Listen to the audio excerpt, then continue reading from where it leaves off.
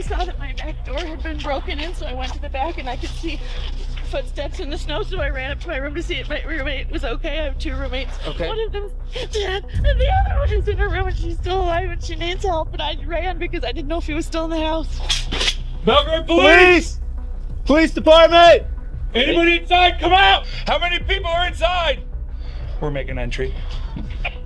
How many people? I am the police! I'm the police, right here. Where are you? I'm right here. Can you see me? Where are you? I'm right here. Where? What happened to you? Where are you bleeding from? I'm not bleeding. Okay, well, how do you have blood all over you? Do I? Yes, ma'am. I don't know why I do. I'm right here. Can you see me? No. Can you see anything? No. No? No. Okay.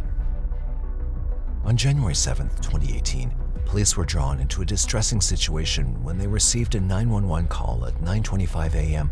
from a frantic man describing a terrifying shooting that had taken place in his neighborhood.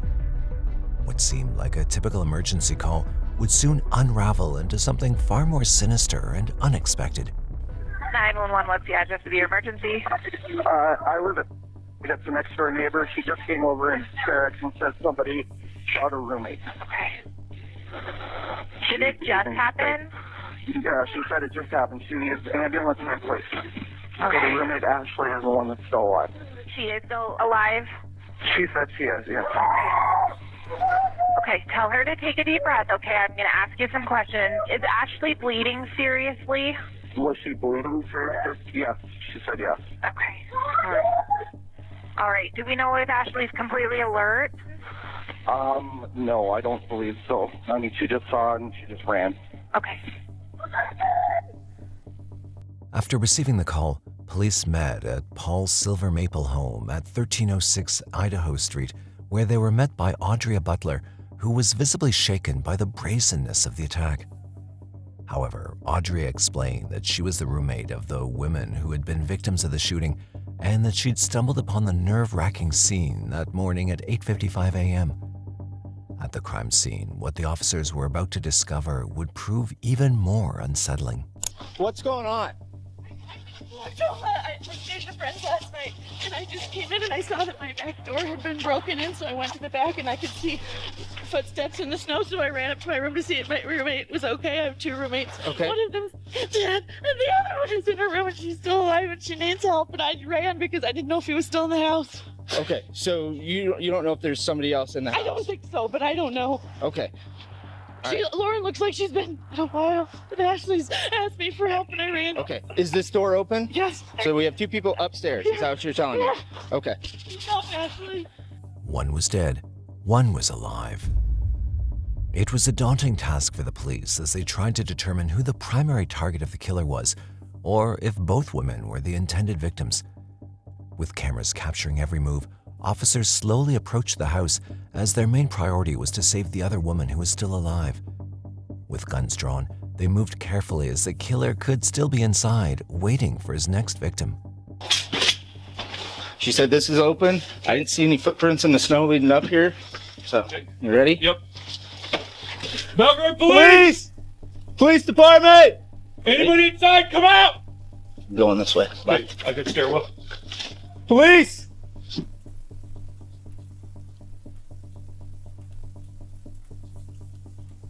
Son, 3206. Kitchen clear. All right.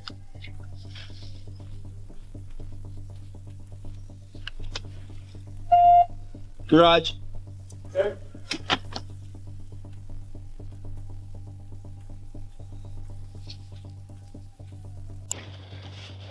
Five 93206. Where are you at?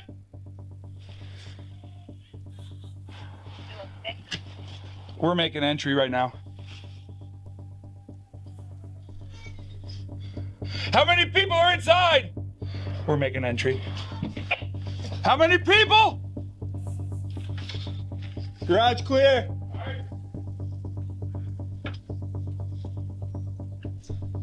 Up the stairs. We're coming. Belgrade Police, show me your hands. The doors on the left and right. Okay.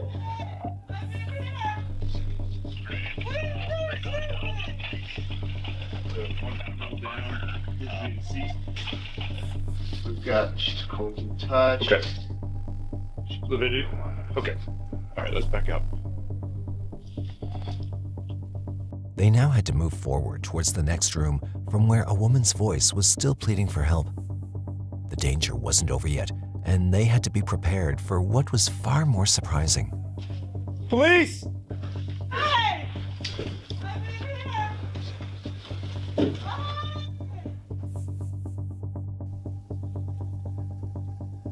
Hello?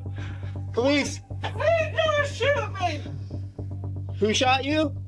No, please don't shoot me! I'm not gonna shoot you, ma'am. My name's Ashley! Ashley, what's going on? Who shot you? Nobody! Oh, what happened? I don't know! Please come here! Who did? Are you the police? I'm the police, right here. Where are you? I'm right here. Can you see me? Where are you? I'm right here. Where? Can you tell me what happened? I don't know, sir. You don't know, Ashley? Okay, No. my name's Officer Robinson, okay? What's your name? My name's Officer Robinson. Are you lying to me? No.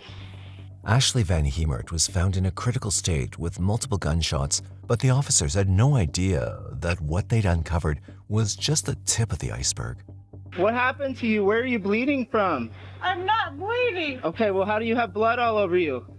Do I? Yes, ma'am. I don't know why I do. Show me your face then. I'm right here. Can you see me? No, Can you see anything? no, No? no. Okay. Please help me. We're gonna help you, okay? Please help me. We've got the medical people coming. Where do you hurt?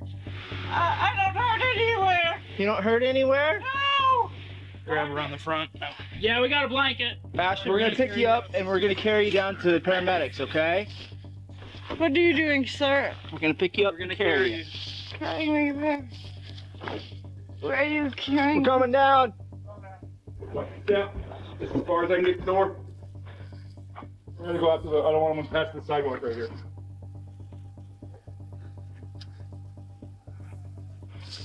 Who's the most senior paramedic?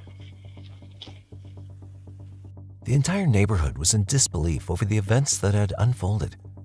While Ashley, though critically injured, remained miraculously conscious, the tragic news was that her roommate Lauren, who had only moved in with them the previous year in 2017, was not able to save herself. I was at the bank in the morning on Monday morning, and she had a 10 o'clock appointment.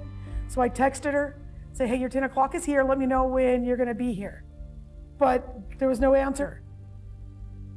About a half hour after that, everybody came downstairs, locked the doors, and told us that she was found dead.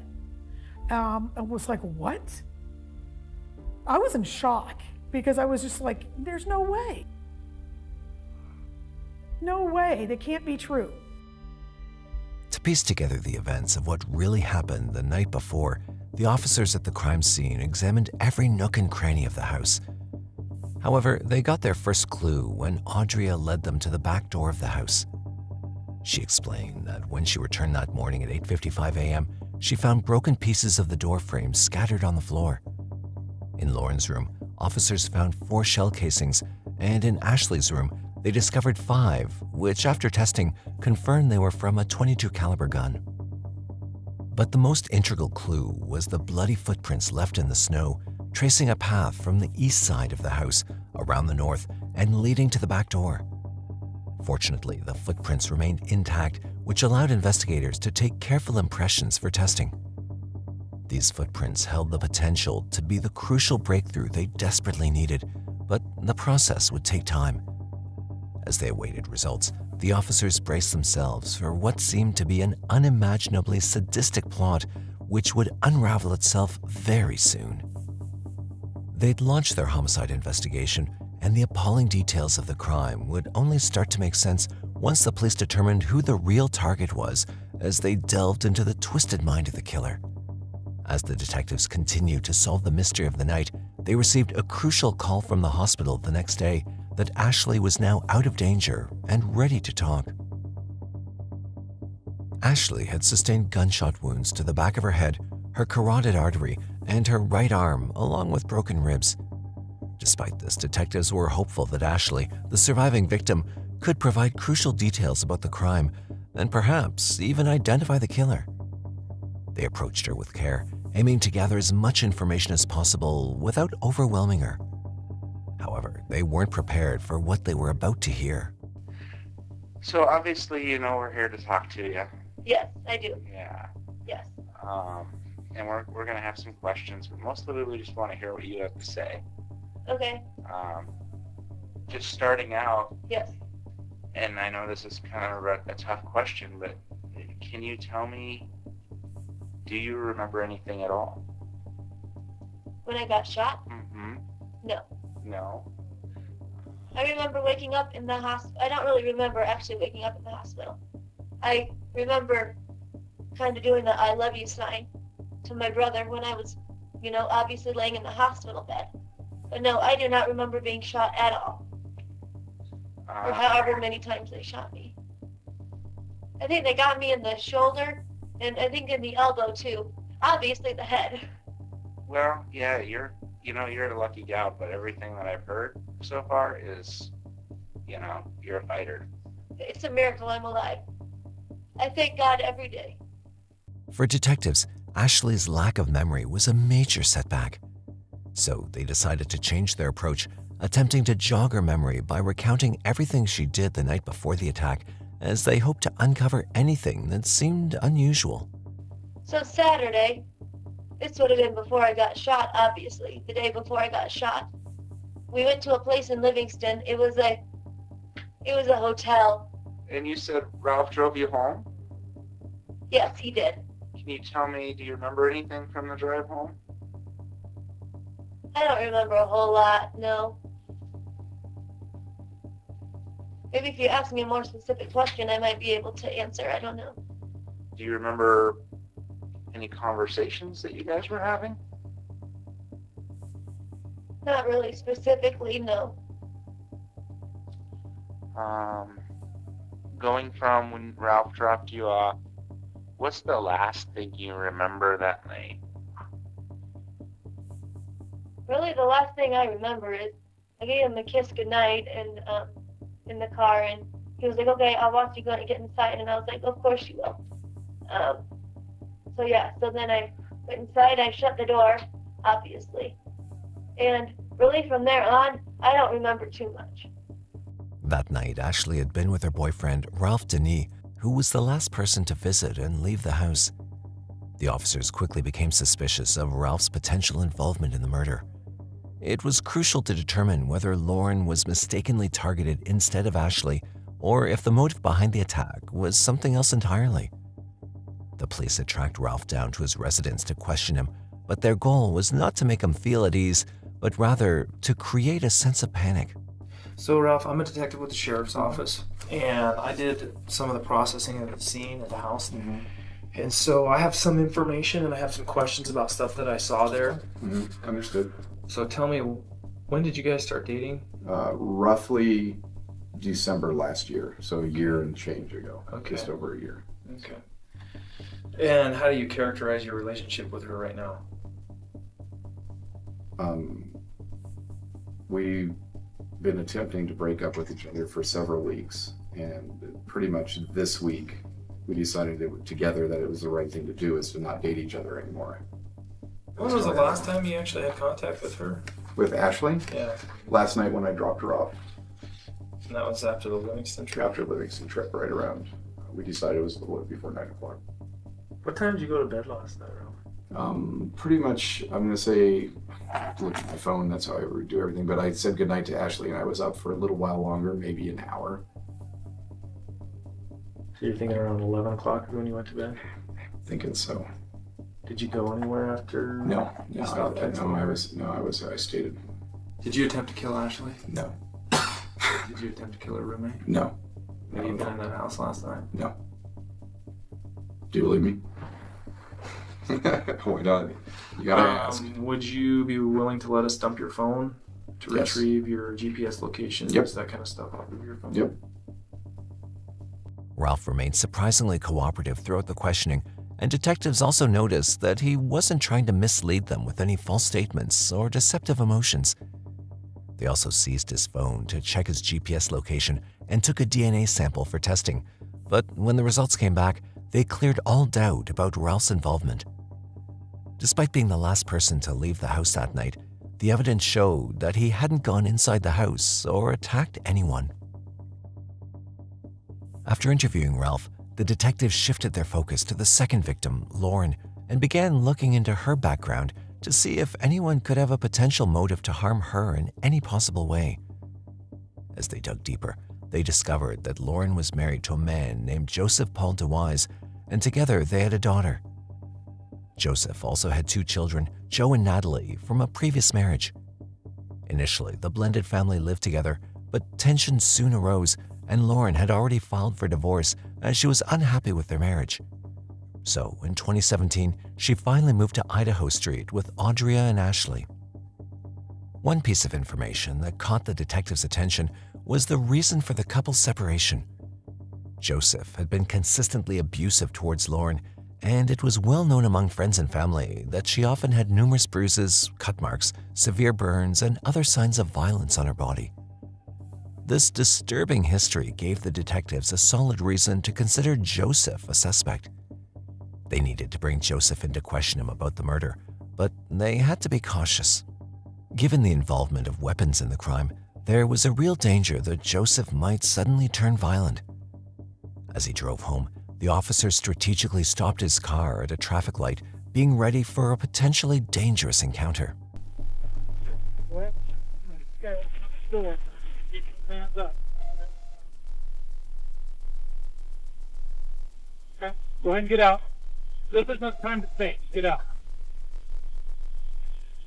Hands up. Sure. Hands up. Walk over here. Turn around. Look away from me. Walk backwards.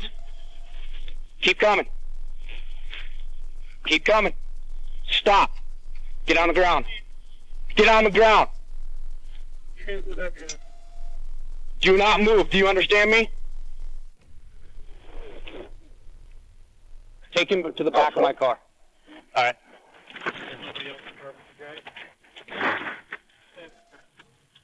After arresting Joseph, the officers loaded him into their car and brought him in for questioning, but this wasn't going to be an easy one.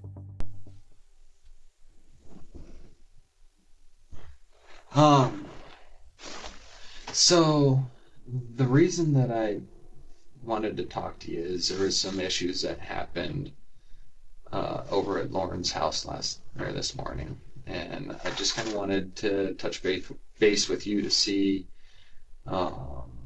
if you were over there at all, if kind of where you were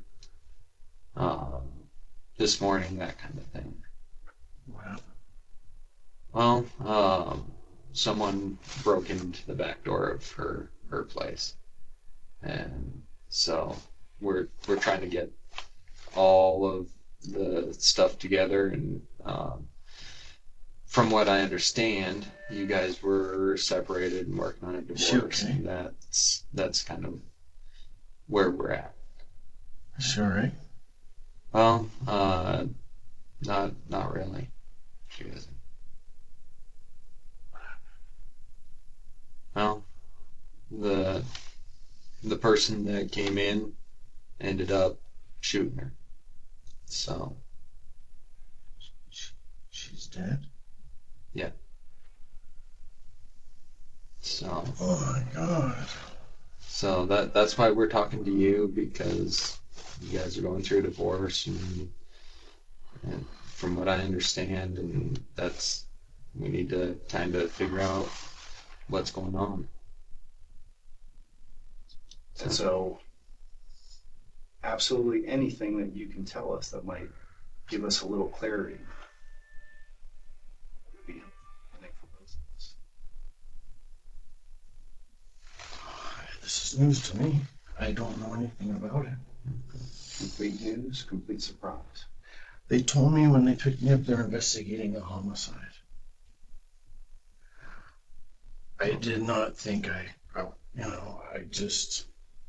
there's some weird stuff's been happening since I've been at Bozeman. So I'm like, geez, Yeah. Well, let me just say right off the bat, I understand Lauren, regardless of your relational issues. I understand. I love her. Lauren's very important to you. I love her. And I'm so sorry that you're going through this right now. Joseph displayed all the signs of being deeply saddened and disturbed by his wife's death. For the detectives, it was challenging to determine whether he was the grieving husband or the killer sitting before them. They needed a clearer understanding of the relationship between Joseph and Lauren, knowing that in such cases, everyone is a suspect until proven otherwise. Can you tell me a little bit about how the separation has been going? It depends on who you ask. Like, for her, it's fine. For me, it's been really tough. Well, I want to know from you. I've had trouble dealing with it, you know? Can you, let's just start with a basic timeline. Sort of about last evening, last night, as detailed as you can. Say from the end of dinner time. Tell me about what you did. I fell asleep again. I'm not sure when I slept. What time do you think you went to bed?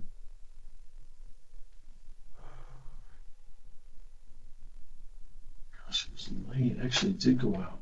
I went and got a 6-pack of beer around midnight at Town Hall. Probably went to bed around 2. And that was about midnight? You got a 6-pack of beer, right? Yep. Here, Joseph provided an alibi, claiming he was out with his son Joe the night of the attack. Now, to verify the alibi's validity, the detectives needed to interview Joe as a corroborating witness. However, before that, with no concrete evidence to hold Joseph, they had to release him from custody, but they did seize his phone to search for potential clues. So, while the process continued, Joe was summoned to provide his account of the night's events. Just so you understand who I am, my name's Jeremy Kopp. I'm the detective sergeant for the sheriff's office. Okay? Obviously, you know what happened to Dad. Given that, then I need to be able to sit down and be able to talk to you. Right? How was your relationship with her? We were close. Yeah. She was like my mom, but okay. She wasn't my mom. But she was pretty much like my mom. Let's go to Saturday. And just walk me through Saturday. Okay. Day before Sunday. So Saturday, let's see, starting morning. I got up around like maybe 12-ish, around 12. Joe had a detailed and clear recollection of the events from that day. He described his activities leading up to the attack and confirmed he was with his father throughout the night, including their visit to the beer shop. Why'd you go? I just go with him, just because. Yeah. Excuse me. I mean, do you hang with your dad quite a bit? Yeah. You just pretty tight? Yeah. So we just... Fair enough to say. Just whatever we do. Yeah. Is it just you and Dad then on the beer run? Mm-hmm. Okay. So you don't recall hearing any doors or anything open when you go to bed? Right. Everything's quiet. Okay. So it's important that you and I, as we kind of work through the details, that we're completely truthful with each other. Right. Okay. That's pretty important. Right. What do you think happened? She was in her home sleeping, and as I know from what my dad told me, it could have been drugs or whatever. I don't know. Yeah. As far as I know, it could be drugs. I don't know. Who do you think could do something like that? I have no idea. No guesses. No guesses. I don't really know, but yeah. And it couldn't be my dad. He wrote his. Both Joseph and Joe's statements matched up perfectly. Also, after checking the CCTV footage from the beer shop, it captured Joseph entering and leaving at the specified times, confirming his alibi. This evidence cleared him of any immediate suspicion and shifted the focus back to the investigation. With Ralph and Joseph cleared as suspects, the detectives found themselves back at square one. They needed to revisit the case from scratch, reconstructing the timeline of events and re-examining every piece of evidence. Despite their efforts, they'd found no additional fingerprints at the crime scene beyond the victims, which made the case even more perplexing. It was a grueling process, but not for a long time, as soon the disturbing story would start to unfold. The detectives received a critical call from the crime lab that changed everything. After extensive testing, they discovered that the photograph of the boot prints from the crime scene showed not just one, but two distinct sets of footprints. The significant detail suggested that there could have been two suspects involved in the homicide. Moreover, one of the footprints was noticeably smaller than the other. This information immediately struck the detectives and spurred them into action. They remembered that Joseph and Joe had been out together that night, and Joe's footprints were smaller than his father's. Suspicion turned back to Joseph, but they had to proceed with caution.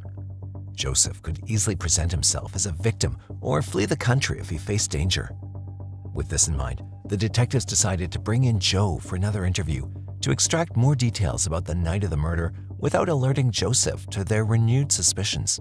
So yesterday, you and I kind of talked about the timeline and what everybody had done on Saturday, and we talked about that kind of in detail going into Sunday morning, the 7th, right?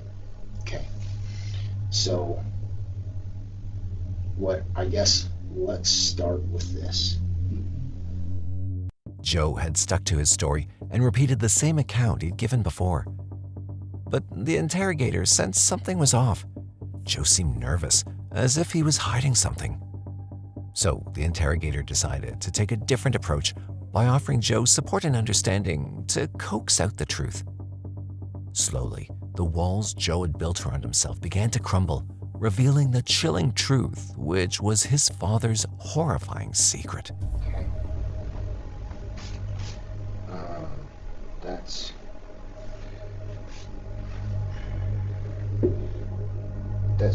pretty accurate to what you told me yesterday.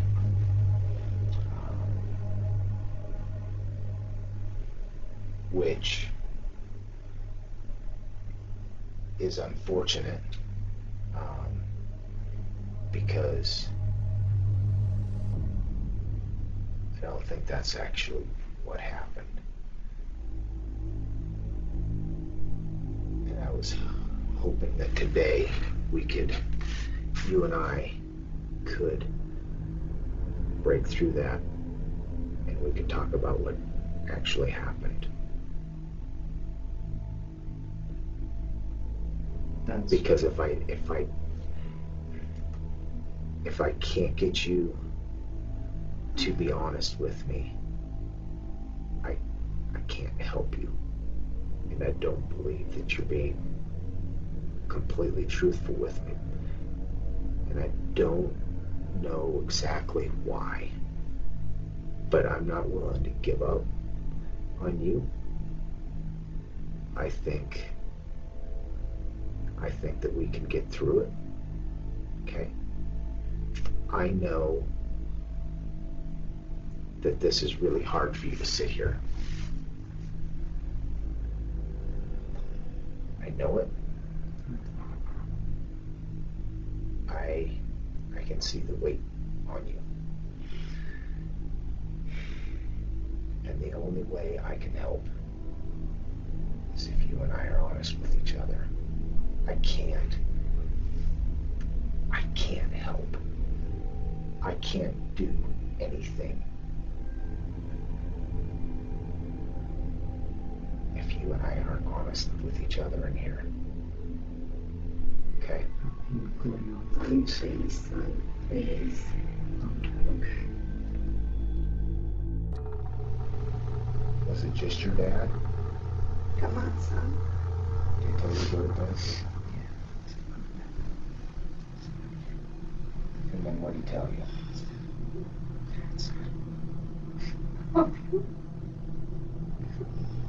I didn't think.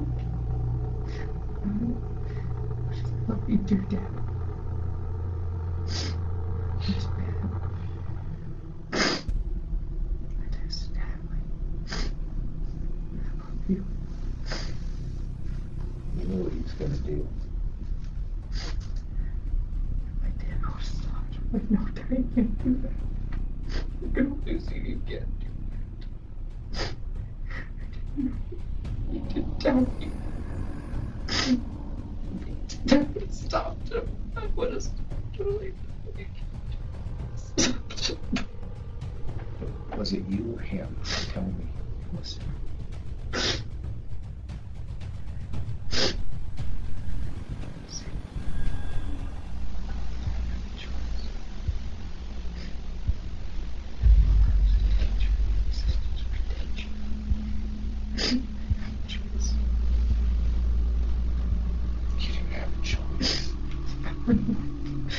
It was pain when he finally got to that point of releasing, and he whispered the answer the first time.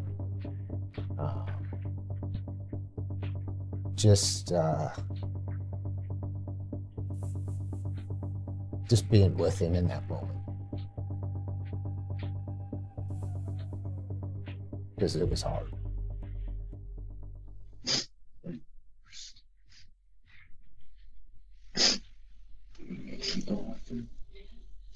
Joyce. I was afraid for my sisters. I know you were.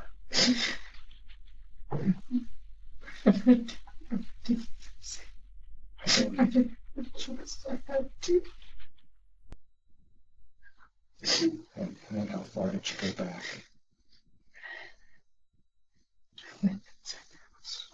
How far did you go in the house? Could you see the stairs? Could you see the stairs? Yeah. Could you hear him?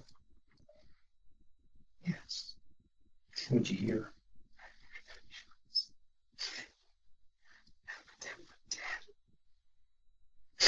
What the hell is wrong with you? I said, go. Get him, go.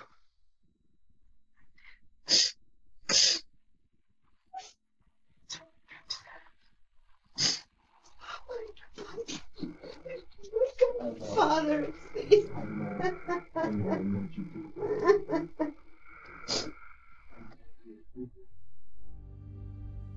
On the evening of January 6th, Joseph suddenly asked his son to get ready because they were going out. As they drove, Joe realized they were heading to Belgrade and started to feel uneasy as his stepmother lived there on Idaho Street. His dad had also told him to leave his phone on his bed, which struck him as odd. When Joseph parked the car a few houses down from Lawrence, Joe's bad feeling intensified. It was around midnight when Joseph pulled a small caliber semi-automatic pistol from his waistband. He told Joe that if he did as instructed, everything would be okay. Joseph handed Joe a pair of plastic gloves and a mask, putting on his own. They walked silently to the back of the house where Lauren lived. Wearing work boots, they paused briefly on the back deck before Joseph kicked in the door. After checking all the rooms downstairs, he headed upstairs, with Joe following closely behind. Joseph held the pistol in his right hand as he opened the bedroom door, turned on the light, and shot Ashley multiple times within a matter of seconds. Then he opened another bedroom door without turning on the light, and Joe heard a terrified gasp followed by more gunshots. They immediately rushed back to the car and left the scene. Joseph drove to a town pump, tucking the pistol into his waistband before heading inside, while Joe remained in the car, feeling nauseous and trying to steady his breathing, as soon Joseph returned with a six-pack of beer and they drove home. Once they returned home, Joseph dumped the boots which could link him to the crime. He also ordered Joe to dispose of some old smoke grenades and .22 ammunition at Bozeman Pond Park, which the detectives later retrieved. That night, Joseph coached his son on what to say about the night's events. He threatened Joe warning him not to incriminate him and to stick to the story that they'd been home all evening watching television. Terrified for his sister, whom Joseph had always abused, Joe obeyed as he feared the dire consequences if he didn't. But that wasn't the end, as detectives also uncovered more disturbing details from Joseph's phone. A thorough search revealed a series of threatening messages and audio recordings that highlighted the abusive dynamic between Joseph and Lauren. You've always told me that.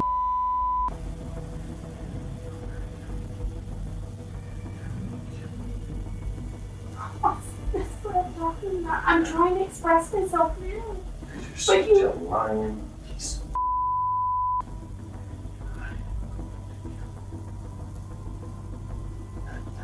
Are you serious? That's what I'm doing. I'm so tired of looking like this. This innocent fake. Tell me. You won't want me now. I don't think... I've done everything for you. I've given up everything for you.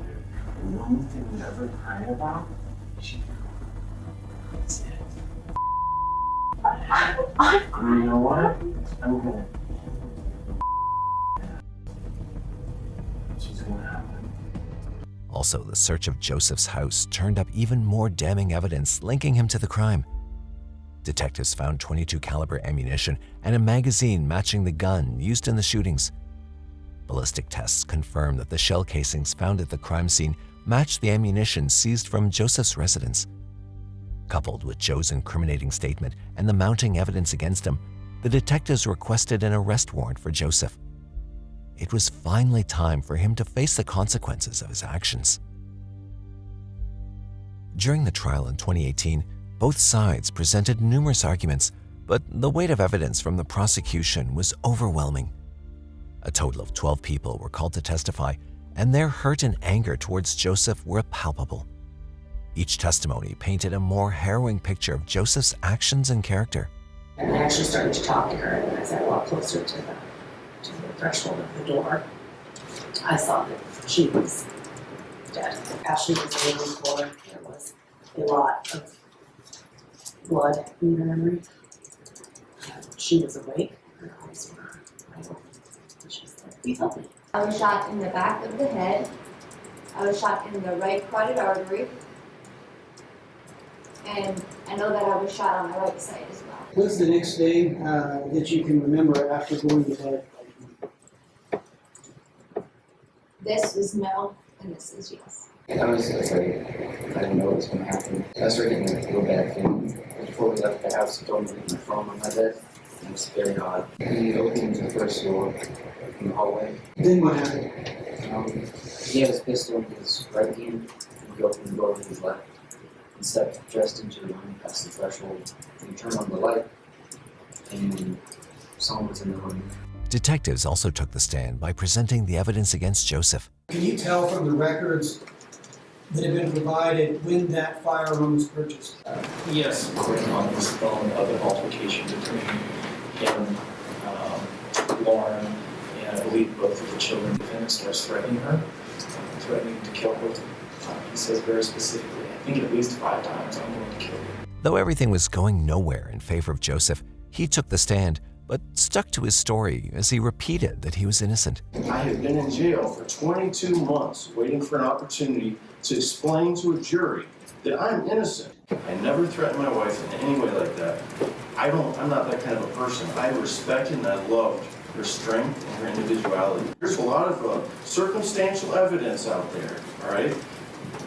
But you know what? If a lot of you took a real good look at your life and you thought about things that you did and then something bad happened, you could be in the same boat I'm in. The state wants to put so much pressure on me that I would just crack and take the blame for it so that I could get out of the horrible situation I was in. I have been falsely accused here.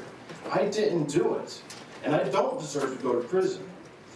And what you've done is wrong, okay? That is the truth. At the end of the trial, it didn't take long for the jury to reach a verdict. Joseph Paul DeWise, count 1, to the charge of deliberate homicide of Lauren DeWise, guilty. Joseph was sentenced to 220 years in prison for the murder of Lauren and the attempted homicide of Ashley without the possibility of parole. You know, I think in any other case, you would be absolutely ecstatic and gratified, and this is the moment we've been looking for. Given the circumstances of this case, it was absolutely horrifying and heartbreaking. It's tragic, and that any father would ever subject his son to that,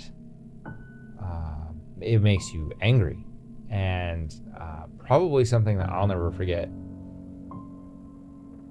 That one horrifying night forever changed the lives of everyone involved, leaving scars that would never fully heal. Especially Ashley, the surviving victim, was left with a profound impact both physically and emotionally. Of course, I had questions of, well, why did it have to happen to me as well? Like, why did I have to get shot? But I've learned through the process that it's not my responsibility to figure out all of the whys. It's my responsibility to just trust in God that no matter what happens, He is still by my side and I will still prevail through anything. There's one of my favorite lines now that I really go by is, what the enemy meant for evil, God will turn for good. What are your thoughts on this case? Did Joseph kill Lauren only because he doubted Lauren's loyalty towards him? Or were there more hidden aspects to his story? We'd love to hear from you. If there's a case you'd like us to cover, don't hesitate to drop your recommendations in the comment section below. And don't forget to like, share, and subscribe to our channel. Until next time, stay safe and keep your eyes peeled for the next mystery to unfold.